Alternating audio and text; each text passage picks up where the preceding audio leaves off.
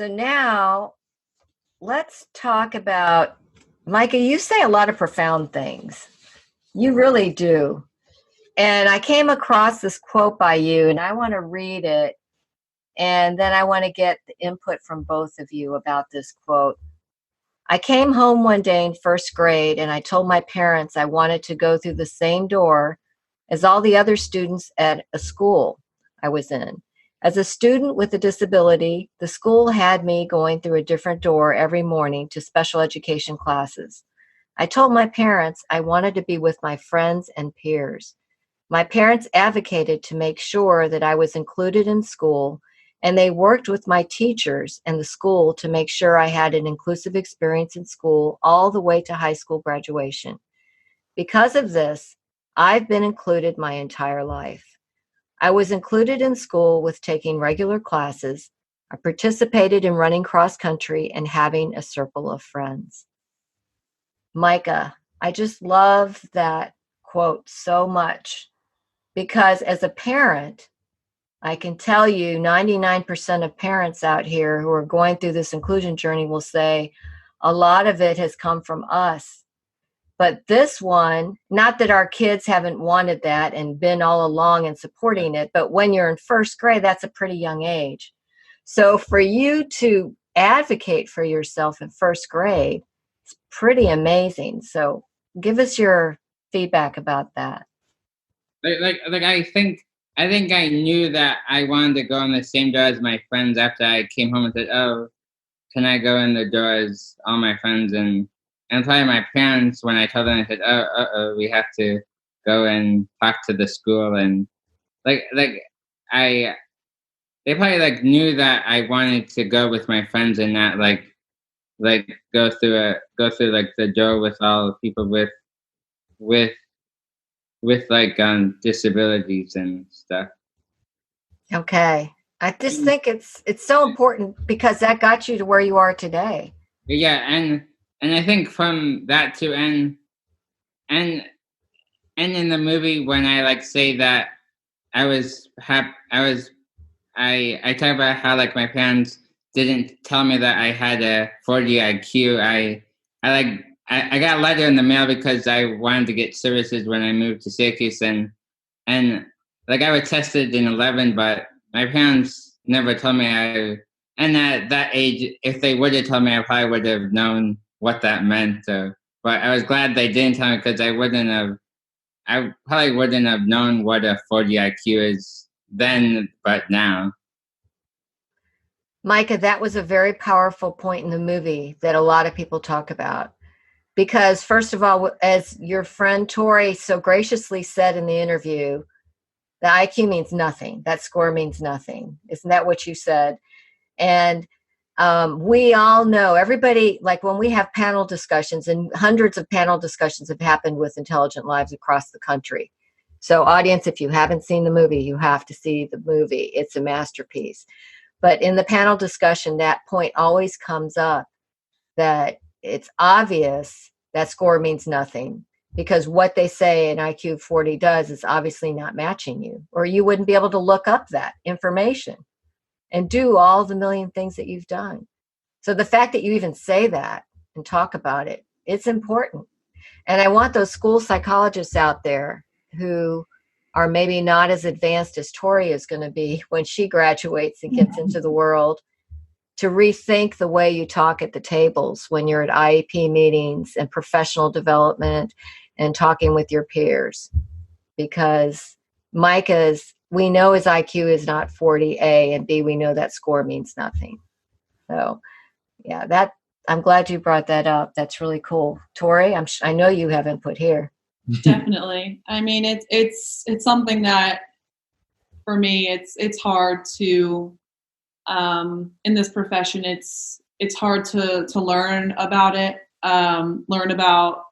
We use the WISC 4 or 5. That's what's used now in schools. And it's hard. A lot of times we have conversations on, okay, we know that it's not doing a great job of telling us a lot of things, right? Obviously we know that. And then the flip side of that is okay, this person needs funding and accommodations. And I think like the system is just backwards. Like a lot of the time school need that number to get the accommodations and the funding for the student. And that's what's so hard. Cause I know in my heart of hearts, like that score isn't gonna make me think about this person any certain way, because what that score tells us is that Micah's super, super, super, super below the quote unquote average, right? That 40 IQ. But clearly he's not.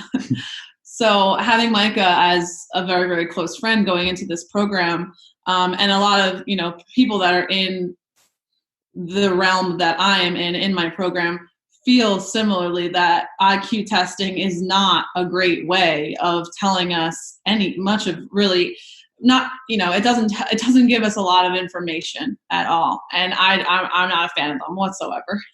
So it's hard. It's definitely hard being in this profession. But I think that I think what's larger than, for me, what's more important is changing, like you were just saying, changing the language that we use at IEP meetings. If a district requires that score, along with, obviously it's not just that score, there's a lot of things that go into evaluating students.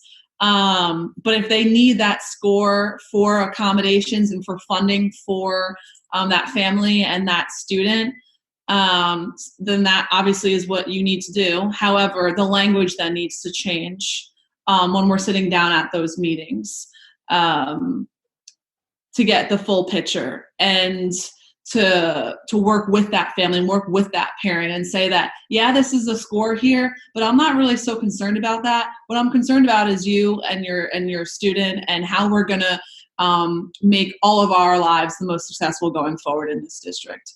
And for me, that's what is important if I have to do those things, but I really hope I don't have to. Well, it's important. It's important that you're bringing this up, because every day younger parents are sitting at the table, and it's usually around third grade that they get determinations. You got this IQ score, so we're going to put you on a self-contained track, and you're not going to have a chance for a diploma or any kind of real education.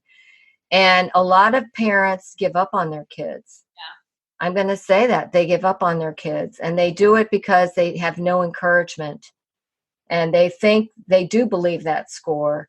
So you're showing not to believe that score. When I say parents give up on their kids, I don't want to put the whole blame. It's almost like the whole team gives up on some children. Yeah. And it is like I'm not sure if I like your IEPs that mine. I brought friends to my IEPs that shared ideas that most people, when people hear that, they say, oh, okay, I'll bring. Most times the IEPs, they just have the social worker, the teacher. Sometimes they have the person with the disability, but sometimes they like the teacher. Sometimes or the school. Sometimes they don't invite them. Yeah. I think it's after the age of, I want to say 13, it's an option for the student to come. You probably know better than I do. I'm in elementary school, so our students don't come. For the ones that I've seen, that I've, sat in and observed. But I think it's 13 that they're allowed to. I don't know if the student, if they invite every single student, or the student has to like advocate for themselves at that age. I'm not sure, but I think it's after that age that they're technically allowed to be in the meeting. Well, I can tell you in Virginia, transition starts at 14. Okay. So in Virginia at 14 is when they start, as you were saying in air quotes, inviting them to come. But they can come at any age. Okay, and there are students who come in elementary school and come at younger ages. And my daughter did go to some of hers at younger ages. So I think it varies. But yeah, you brought up a great point, Micah, about bringing friends. And I have heard that before from a few other people, where the student brings friends. Yeah. And that really says a lot at the table too, especially when it comes to inclusion. Yeah. So, yeah. And that shows how you have had a circle of support since 3rd grade, right? Yeah. That is so cool. Well, when we're talking about going in the different door, that is a bigger issue than just going in a door, because really what it symbolizes is these people, and I go back to that quote that you had when you said we versus that, we, not they. Yes. And when they go in, when people go in a different door, it's that entity saying these people are different. Right. These people go here. And then the rest of that entity, whether it's a school or whatever it is, they don't see those people. And I can tell you at my daughter's school, they use a different door. And I hate to say the word they, I will say many students with significant disabilities use a different door. And I didn't even know that until last year. My daughter's a senior. I happened to see it by accident. She's always gone in the regular door. She's always been in regular classes. But the majority go in a different door. And I sit there and think, what would it be like if we had, I can say this, I'm Hispanic, if we had Hispanic people going in a different door, if we had gay people going in a different door, if we had Black people going in a different door. I mean, it is back to that civil rights issue. And we don't even know it. Our well-meaning educators and school board members and leaders across the country don't look at it that way. So that's what you hit the nail on the head. It really, like, it is the, I don't know, like, lack of exposure, but because they are, well, most of, I don't want to say all, but most are well-intentioned and want, every student in that school to be successful, to get, and again, it's not everyone, and there are some people in administration that aren't really, well, I know we have all had our issues, but I think a lot of the time it takes, agents of change like ourselves, and what we're trying to be and will continue to be, to expose and to better educate. And I'm not saying we're going to change everyone's minds. No. And sometimes, when you have to pull away.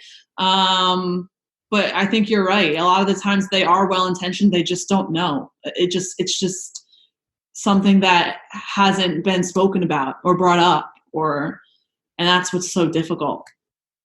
And Micah, how does that make you feel that my daughter's basically 15 years younger than you and it's still happening? It's like that means you have to do like more work and keep working. Work doesn't stop. No. It's very slow progress, but people are making progress. So we have to remember that. And the movie Intelligent Lives definitely shows that, doesn't it? Yeah. I think that's what's so great about it. Okay. Do you have any final thoughts on what we just talked about? No, I can't think of any. Or anything that you wanted to say yesterday that you didn't? Because this is your last chance. I just think it's a great way to have a broadcast about friendship and share with people about how, like, friends can be friends, and how to talk about friendship, and how to share with things about friends. And thank you so much for saying that, Micah, and for both of you sharing that viewpoint, because it means a lot. But I want to tell you that yesterday when my daughter got home, I talked about your interview and I showed her Amanda's letter, and she went upstairs and texted 2 people and asked them what their highs and lows were for the week. Oh, that's cool. So we're going to start doing that and, start taking these things to the next level, because it dawned on me, she's doing that in her drama class. Why isn't she extending that out to her everyday life? So what you're doing, I'm just hoping that a lot more people will pick up on some of those tips that you naturally know, Micah, that you naturally do. I think you're going to help a lot of people. And so, all right. Well, thank you guys. I appreciate it. And thank you so, so much.